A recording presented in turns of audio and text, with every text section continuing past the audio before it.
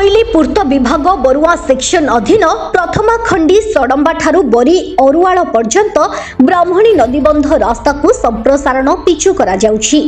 एही नदीबंध निर्माण कार्य गुरुतर अनियमितता हेउथिबा नै गतकाली झालपड़ा ग्रामवासी जाजपुर जिला परिषद सम्मिलनी कक्ष रे अनुष्ठित हेउथिबा जनसुनानी अभियोग प्रकोष्ठ रे जिलापालଙ୍କୁ लिखित अभियोग करिसंती।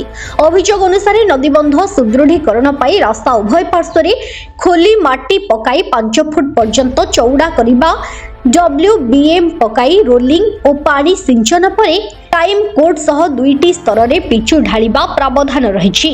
किंतु ठिकादार और विभागीय अधिकारी आपस बुझामण निम्न मानर कार्य हेउथिबा अभियोग करिसंती ग्रामवासी।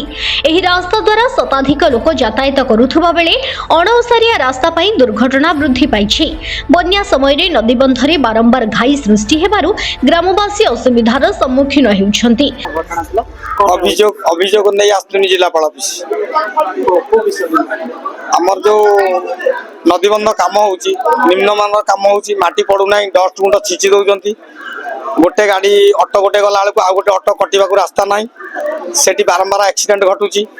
आमे भी 2-3 थर मेडिकल गाड़ी डाकी लोक पठेचु मेडिकल को से आमे जिला ऑफिस को आसथिलु।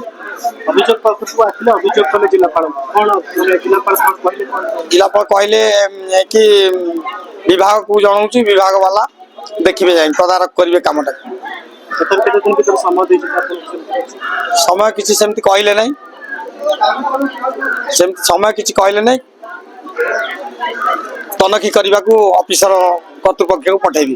जो रास्ता काम ठीक से करना दीटा छिची दौरान आम कहला बेले कहते 4टा थाना आमर हैंडओवर अच्छी ये आम कौन कर छिची पड़े कौन कर किसी करें या कहते आमको रास्ता काम ठीक से करना से बारंबार गाड़ी एक्सीडेंट होती आम धरा धरी कर मेडिकल गाड़ी देखी पठाऊँ एमती करूना कौन कर 4टा थाना हैंडओवर रखी।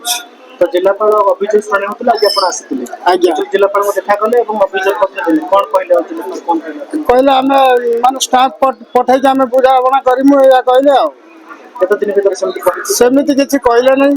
तुरंत नियमानुसार नदीबंध को प्रशस्त और सुदृढ़ करी कार्य शेष करने को ग्रामवासी दाबी करिसेंती। Bureau report Utkal Mail TV.